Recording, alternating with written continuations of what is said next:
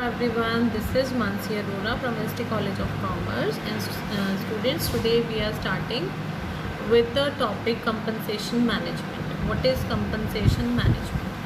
तो देखो, compensation एक डायरेक्ट कह लो या इनडायरेक्ट कह लो, एक मॉनिटरी फॉर्म होती है बेनिफिट की, जो एज अ रिवॉर्ड रिसीव होती है किसी भी एम्प्लॉय को। ठीक है, उसका जो वैल्यू है, उसके जॉब का, उनकी पर्सनल कंट्रीब्यूशन क्या रहा है, ओवरऑल परफॉर्मेंस क्या है ऑन दैट। ठीक है, सिंपल सा हमें कंपनसेशन का मतलब पता ही है।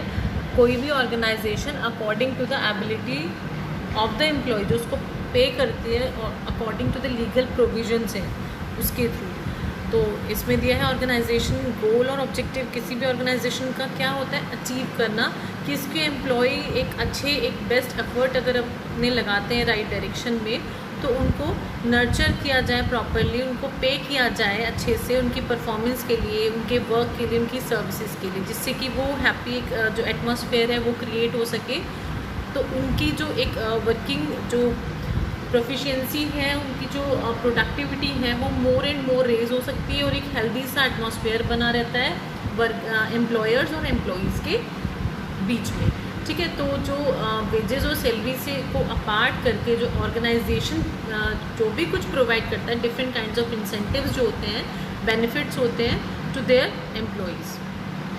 क्या है ये? डायरेक्ट और इनडायरेक्ट मॉनिटरी बेनिफिट है, रिवॉर्ड है जो रिसीव होता है एम्प्लॉय को on the basis of the value of the job. ठीक है, जो उनका कॉन्ट्रीब्यूशन है according to the ability.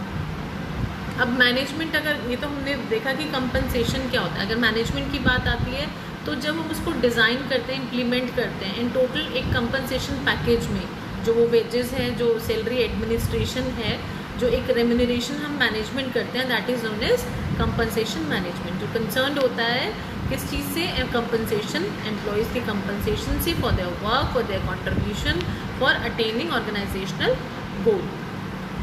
Fine. अब हमारे आते हैं यहाँ पर टाइप्स क्या क्या होते हैं, डिफरेंट टाइप्स ऑफ कंपनसेशन। देखो, पहला अगर हम टाइप की बात करते हैं तो बेसिक कंपनसेशन पहला तो आता है। बेसिक कंपनसेशन क्या होता है? डिफरेंट जो कंपनसेशन पैकेज होते हैं डिफरेंट एम्प्लॉयज़ को मिलते हैं according to the nature of work. क्या नेचर है वर्क की, तो वो क्या कौन कौन से पार्ट, कौन कौन से टाइप इंक्लूड करते हैं। तो उसमें पहला आता है बेसिक कंपनसेशन। तो कुछ कंपनीज ऐसी होती हैं जो बेसिक सैलरीज देती हैं एम्प्लॉयज़ को, जो एक ग्रेड के इक्वल होता है, मतलब एक जो बेसिक पे है पीपल का जो जिससे बिलोंग करता है उसके इक्वल होता है। उसमें जो एक हाई जो क्वालिफ़िकेशंस हैं, जैसे हाई क्वालिफ़िकेशन हो गया, उसका पोजीशन कैसा है, एडवांस स्किल है किसी एम्प्लॉय के पास, एक्सपीरियंस कितना है, उसके अकॉर्डिंग उसको हायर पे मिलता है as compare to the counterparts जो उसके पार्टनर है या जो उसके साथ पीट्स उसके साथ जो भी कोई वर्क कर रहा है, वो अगर लोअर लेवल ऑफ एजुकेशन है, उसकी क्वालिफ़िकेशन है, एक्सपीरियंस, स्किल्स हैं इन कंपैरिजन टू दैट, तो वो एक बेसिक कंपनसेशन होता है अकॉर्डिंग, जो बेसिक एक सैलरी सेट होती है अकॉर्डिंग टू द क्वालिफ़िकेशंस और जो उनका एक अपना रिफ्लेक्शन है उसके अकॉर्डिंग। अब नेक्स्ट हमारा सेकंड पार्ट दिया हुआ है इसमें, परफॉर्मेंस रिलेटेड कंपनसेशन। इसमें हमें परफॉर्मेंस की यहाँ पे बात हो रही है, तो जो परफॉर्मेंस से रिलेट हो रहा है उसके बेसिस पे जो हम कंपनसेशन दे रहे हैं, that is performance related compensation. इस कंपनसेशन में डिफरेंट काइंड्स ऑफ प्लान्स आते हैं। तो जो हमें मतलब जो एक जैसे कि परफॉर्मेंस हम मेजर करते हैं, कोई भी एम्प्लॉयर अगर परफॉर्मेंस मेजर करता है अपने इंडिविजुअल की प्रोडक्टिविटी की, अपने एम्प्लॉय प्रोडक्टिविटी की, या एक वर्क ग्रुप है जो किसी भी टास्क रिलेटेड वर्क कोई भी कर रहा है, उस वर्क ग्रुप को या डिपार्टमेंटल प्रोडक्टिविटी को जब मेजर किया जाता है और उसके अकॉर्डिंग जब कंपनसेशन, जब उसके अकॉर्डिंग कोई भी मॉनिटरी जो एक एस्पेक्ट है वो क्रिएट किया जाता है, तो उसको हम क्या बोलते हैं? Performance related compensation. तो ये डिफरेंट एक परफॉर्मेंस बेस्ड कंपनसेशन होता है। ठीक है, इसमें इन्वॉल्व होती है यूनिट प्रोडक्टिविटी या ओवरऑल ऑर्गेनाइजेशन प्रॉफिट परफॉर्मेंस कैसी रही है। ठीक है, उसमें किसी भी तरह से वो बोनस के एनुअल परफॉर्मेंस बोनस के उसमें आपको दिया जाता है, वो एक किसी भी एम्प्लॉय को एनुअल परफॉर्मेंस बोनस बेस्ड दिया जाता है ऑन कॉर्पोरेट प्रॉफिटेबिलिटी। फाइन। ये हमारा परफॉर्मेंस बेस्ड कंपनसेशन स्ट्रैटेजीज में आता है फॉर सीनियर एग्जीक्यूटिव्स मेनली। अब हमारा होता है piece rate compensation plan. Next आता है पीस रेट कंपनसेशन प्लान।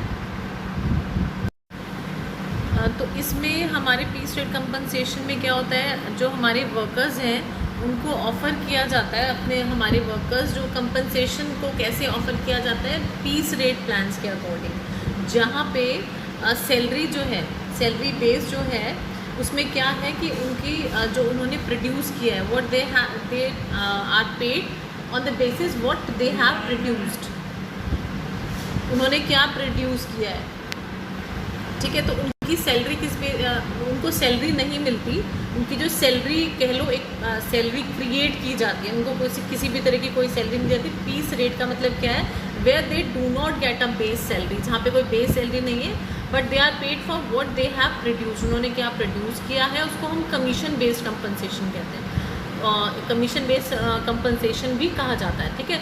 वो क्या अप्लाइज किस पे होता है, वेंडर्स पे इन पर्टिकुलर, जो एक एरिया है जहाँ पे सर्टेन परसेंटेज जो टोटल रिवेन्यू का है वो जनरेट करते हैं पर डे, उसके अकॉर्डिंग जो वो जितना मोर एंड मोर जनरेट करते हैं रिवेन्यू, उनको मोर एंड मोर मनी वो अर्न करते हैं। तो अगर ये आता है नो सेल तो देर इज़ नो पे फॉर दैट डे, तो ये पीस रेट कंपनसेशन होता है हमारा। अब हम बात करते हैं कंपनसेशन शेड्यूल की।